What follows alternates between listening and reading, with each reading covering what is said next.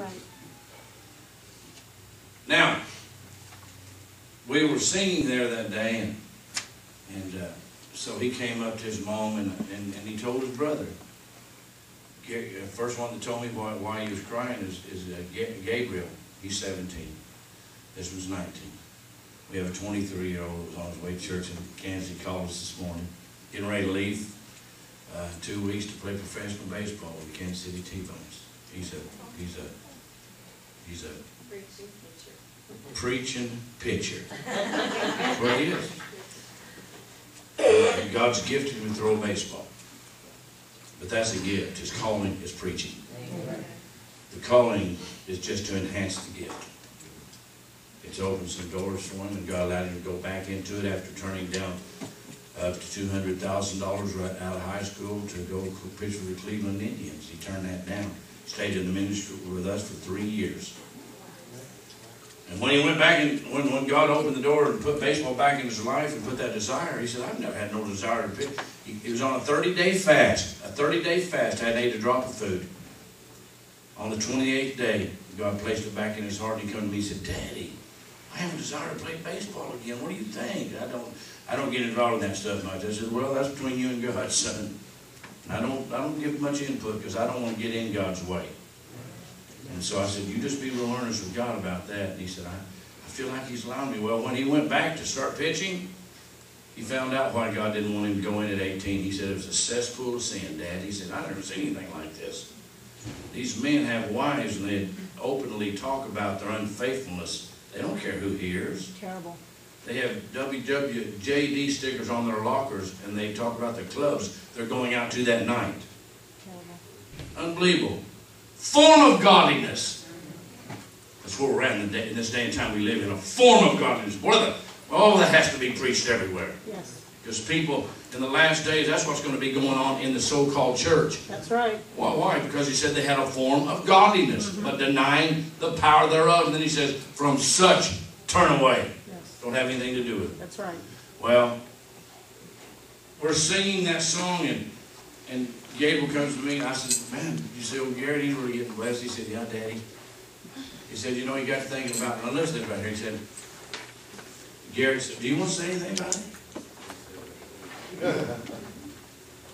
This song means so much to me because how I put it is we can fail him so many times and he still loves us over no matter what we do. He's always there waiting on us, and I just think about that and I'm so amazed. That's what this song is called. I'm amazed, and that's why it means so much to me. He said he got to thinking about that while he was, that sometimes we're disappointed God. How many knows what he's talking about? Yeah, that's right. But God will bless and anoint. Sometimes God will anoint a preacher when he don't really deserve it. That's right.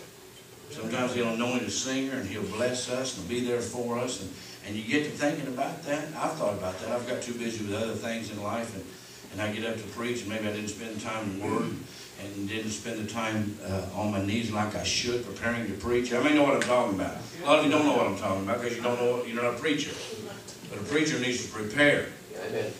And it takes something to do that. And sometimes we take that for granted. We attain a little bit of knowledge, and we have our notes, and we depend on that more than we depend on God. And that's why many times we have powerless preaching and powerless ministry, because we don't do the right things to have the power of God. So, he said that, and that broke his heart. Boy, I'll tell you what, when it breaks your heart to break the heart of God, that's a healthy place to be. That's right. But hear me. When it doesn't break your heart anymore, to live your own life and do your own thing and kind of shelf God, you're getting in a serious place right there. Come on. You hear me? When it no longer bothers you to hurt God, when it no longer affects you to live your own life and do your own thing, and maybe let your tongue be unbridled or have a spirit of division in you, and that doesn't bother you anymore, you're getting on dangerous ground. I really believe that with all of my heart. That's right. Because your conscience is starting to be seared. True. Good preaching, Brother Ledbetter. That's right. Hey, so I'm glad. I've said that to say this. I'm glad that my boy still hurts to hurt God. When you cease to do that, you've lost something very precious in your life. And so that broke his heart to think that God loves him. Even sometimes when we fail God, God will love us. Listen to it. Oh, what a song.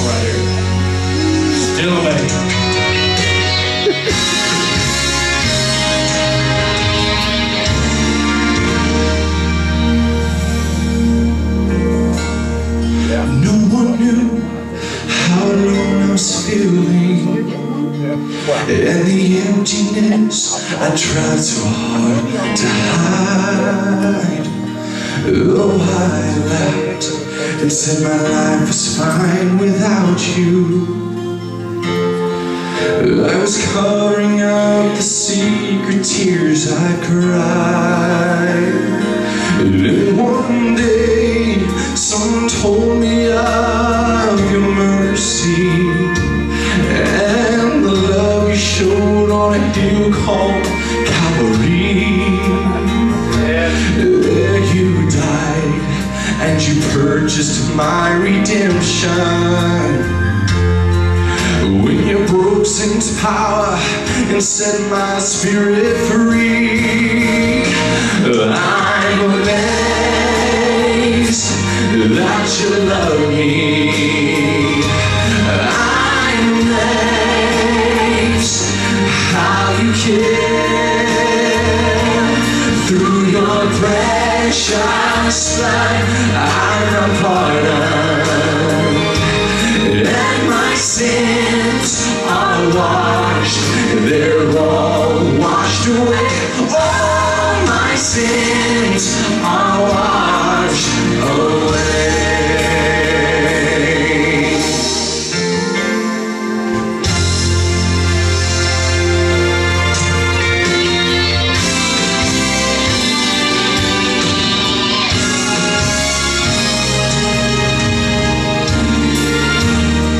Yes, it's true, there's been days when I failed you.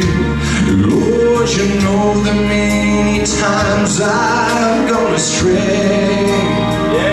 But I've learned your love is stronger than my weakness, and your ear is open every time I pray. No one else could ever care for me like you, Lord. No other friends could ever be as close to me. I'm not afraid to face the problems of tomorrow, knowing you are everything I'll ever need. I'm amazed that you love me.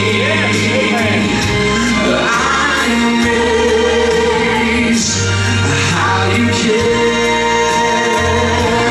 Through your precious blood I'm pardoned, and my sins are washed. They're all washed away. All my sins are washed. Oh, I'm amazed that you love me. Oh, that you love me, Jesus. Yes, I'm amazed.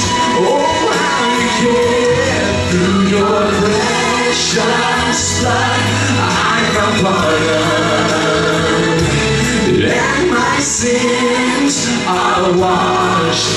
They're all washed away.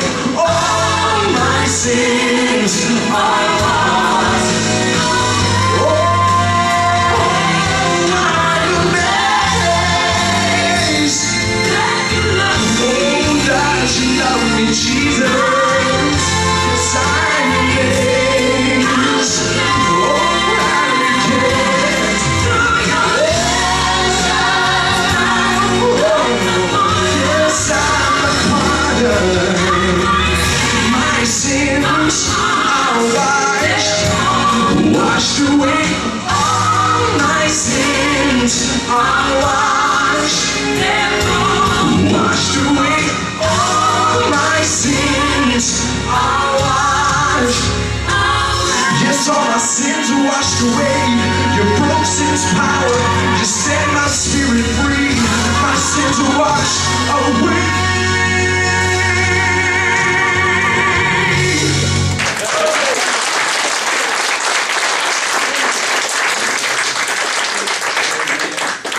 All my sins are washed away. That's good, son.